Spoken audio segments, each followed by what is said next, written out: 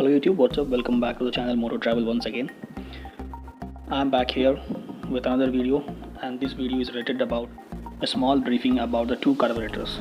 The one is from the Rx100 and one is from Rx135.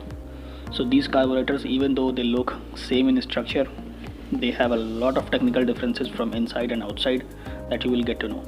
We will deal here one by one. So the carburetor exactly that I am holding on my hand right now is a Japanese one. This is a carburetor from Yamaha Rx100. Alright, so this is how it looks externally, and the carburetor that is over here, this one is from Rx135 4-speed. Please note this is from 4-speed, not from a 5-speed. If you ask me again, there is a huge difference between Rx135 5-speed carburetor and Rx135 4-speed carburetor.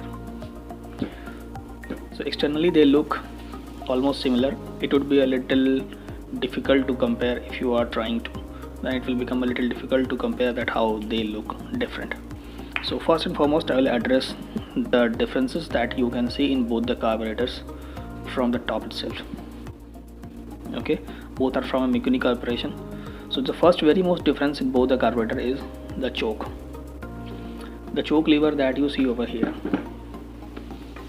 is on a Rx100, and this Rx100 choke lever is a pull type plunger choke lever, and is on a Rx135. Here it's a different choke, and you know that Rx135 choke gets attached to the motorcycle handlebar and it has a wire mechanism to operate. So this is one of the fundamental difference between Rx135 and 100 carburetor. To recognize and differentiate between both the carburetor, the most easiest thing is to look at the choke, and many a times people change the choke so it becomes hard to recognize. Then the another simpler thing is over here. So this Japanese one is a 100 carburetor, and this is the 2T inlet pipe, and over here you can see it is embossed 36L00. So 36L00 belongs to Rx100, and on this carburetor on which you see here is the 2T hose, and over here you can see it is bunching of 4TL01. 4TL01 is a carburetor of Rx135. Just adding to it, if it is 4TL10,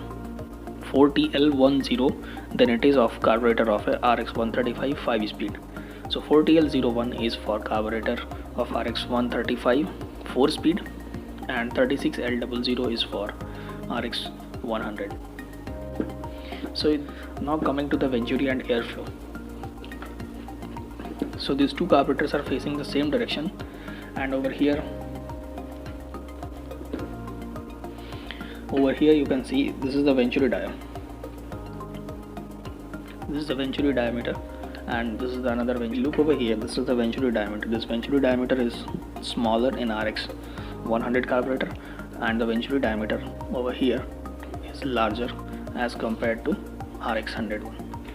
Now this is the correct way to measure venturi is by using vernier calipers. Just put the vernier calipers over here in this die and measure it. By vernier calipers we don't need to measure the outer diameter. The outer diameters are always same at the intake side and even the outlet side. It is same, but there is a difference in the inside one of the diameter. Okay, so this is a technical difference from outside. Now I'll be opening the carburetor one by one and show you differences from inside. So first I'll be opening the Rx100 carburetor.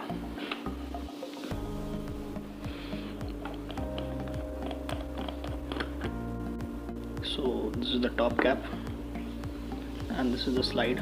There should be a spring which is missing over here in my carburetor. As these are spare carburetors, those are lying with me. These are not the carburetors that I am using on my bike. These are the spare carburetors. So this is the needle, this is the throttle slide. Here are both the needles and the slide. So first and foremost we will deal with the slide. The slide, these are the slides. The slide of Rx100 and 135, as well as the pin of Rx100 and 135. Both are same. They do not have any differences. The slide and pin for both Rx100 and 135 are same. They are having no technical differences, right? So I'll keep them aside. What I will do is I will just take out all the components individually and place it on this white paper and show you the differences between all the two carburetors. Many of you get confused that 135 and 100 का carburetor तो देखने में एक ही ऐसा लगता है, then आखिर difference कहाँ पे है?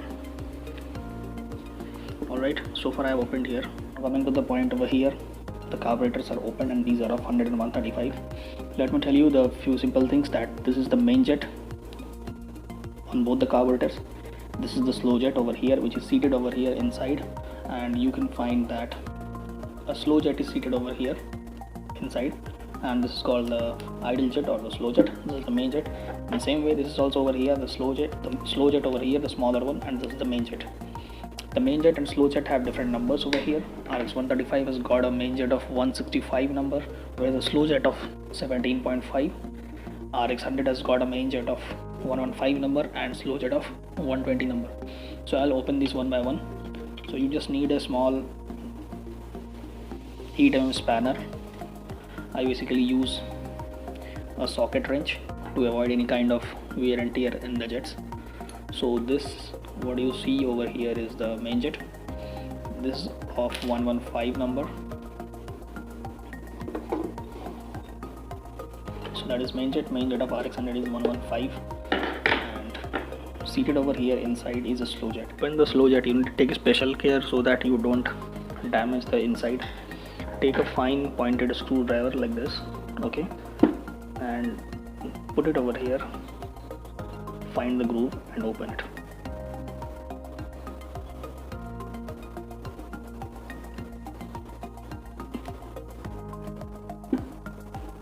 So this is the idle jet of Rx135.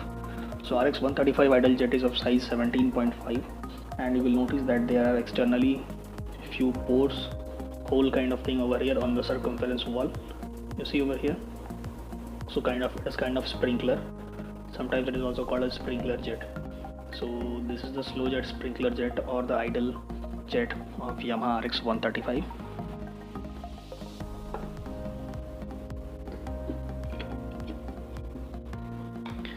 If I remove the main jet of Yamaha Rx135, the main jet of Rx135 is larger than that of Rx100. It is very larger as compared to Rx100. Technically, Rx100's jet is of 115 number, and if you look over here very carefully, it is written 115.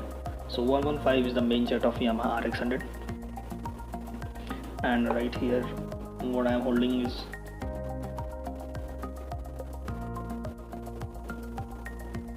the camera is not able to zoom. This one is of 165 number. Now there is a very special thing about Yamaha Rx100's slow jet. The main jet can be interchanged in Rx100 and 135, but the slow jets cannot be interchanged. I'll open and show you why. Now I'm opening the idling jet or the slow jet.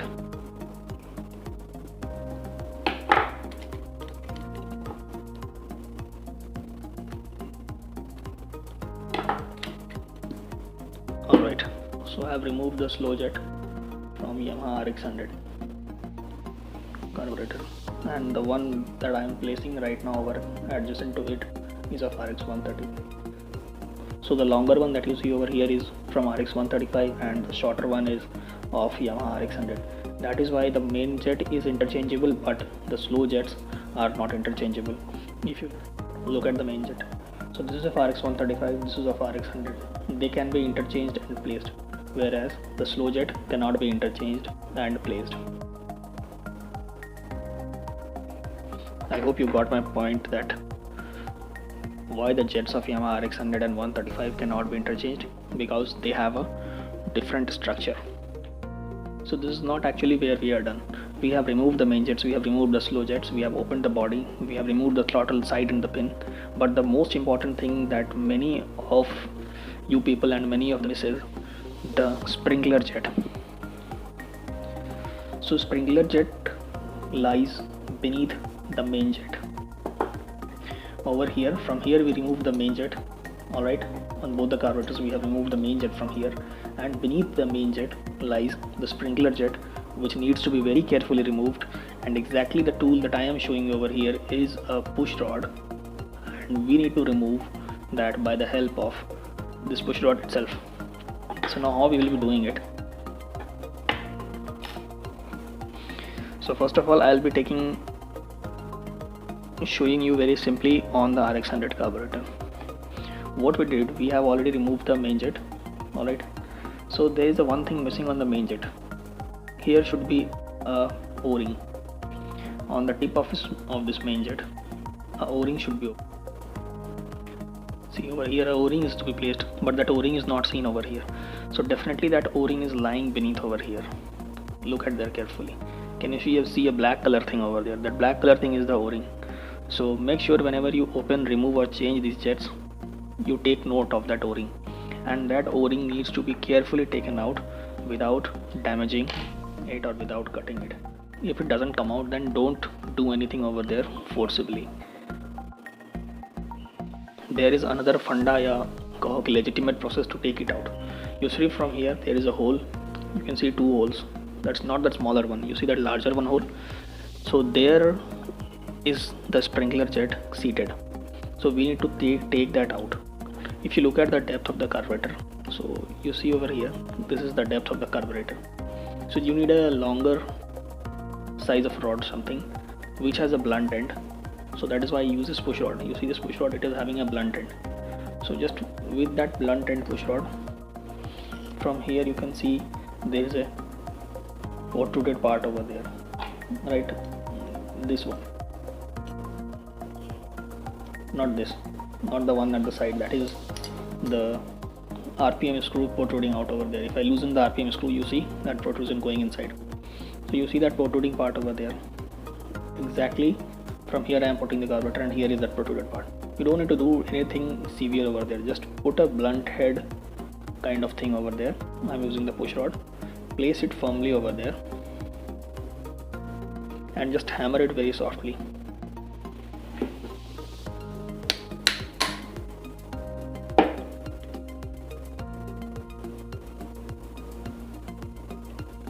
So once and when you have hammered it softly, you will see that it is no more over there. Can you see that protrusion is no more over there? Again, when you hammer it slightly, you will see that it has come out. The oil seal o-ring has also come out, and along with it the sprinkler jet. So this is the sprinkler jet. This is also called as the atomizer. If technically you look into the name of this part, this is called as atomizer in the service manual or in the parts catalog. So this is the atomizer kit. Atomizer kits need to be carefully taken out without damaging this part. We are actually hammering on this part by using the push rod. When we are pressing it, we are hammering it over here. So that is why push rod is called as the exact measure. Or even you can take, like motorcycle valves, the other end of the valve, the pointed end of the valve, you can do it by using that.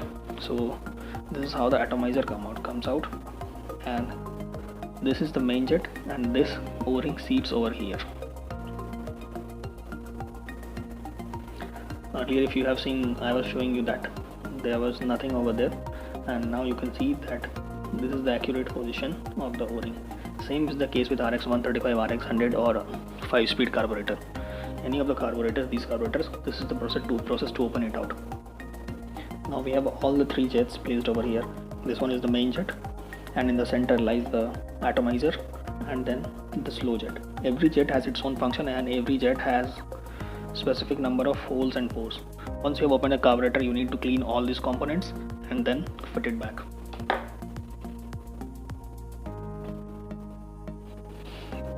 Interestingly, the same process we need to repeat on the Rx135 carburetor using that same push rod and hammer method. From the other end, like you need to, from the slide end, you have to use the push rod and hammer.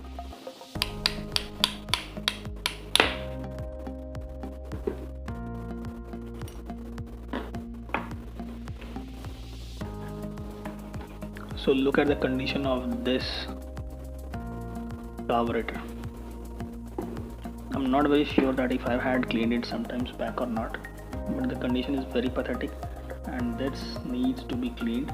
And if there is rust or etching on the surface, then most probably the nozzle needs to be changed. So you see the pores are choked over here. I'm showing you the cleaned one. See, the cleaned one is having the cleaner pores, whereas this one is having choked pores. So the choked pores need to be cleaned. So atomizer kit is a very crucial part of every carburetor. I have taken out both the atomizer kit over here, as you can see clearly. So exactly this atomizer kit which you are seeing over here on the right hand side, let me show you. This one which I have lifted on my hand is of Rx100, and the one which is over here is of Rx135. So both the atomizer kit have different number. The one of Rx100 is of 788 number, and the one that is of Rx135 is of 267 number. 267 for Rx135 front. If you look at the Rx100 very closely, which I am rotating over here, you can see there are 2 holes, and on the other side there are 3 holes from the bottom. If you look very carefully, there are 3 holes from the bottom. So that was the jet of Rx100, which you see 2 holes on one side and 3 holes on the other side. There are no other holes on any of the side. They are in symmetry, and a symmetric one is of Rx135. If I am rotating this, you will see over here 1 hole, and on another face there are 2 holes, one at the top and the bottom, and again 1 hole on the side and 2 holes on top and the bottom. So it has got a structure that 2 holes over here, they are back and forth, and again single hole on the side. Alright, so I hope this is clear to you that there is a difference in the atomizer kit of Rx100 and Rx135. So what you see over here is both the carburetors, and this is the idling screw. These two here, the larger one is the idling screw, and this one is the mixture screw or the air screw. So this basically controls the amount of air fuel mixture entering into the carburetor. These two are also different in both the carburetors. So right now what I have taken is of 135, and what I will be taking out now is from 100. So you can see for yourself. What you see over here is of Rx100, the longer one, and the shorter one is of Rx135. So these two also have a difference. Most of the time many people ask like दोनों में interchange हो जाएगा, लग जाएगा ऐसा वैसा, तो वो नहीं हो सकता है. That cannot be done. Alright. Rest of the components, whatever you see, are same. If you talk about this needle, this pin,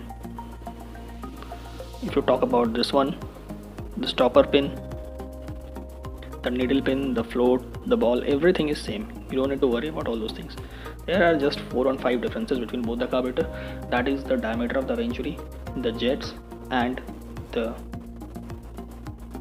air fuel mixture screw. Okay, so that is all the differences between the Rx100 and 135 carburetor that I want to address.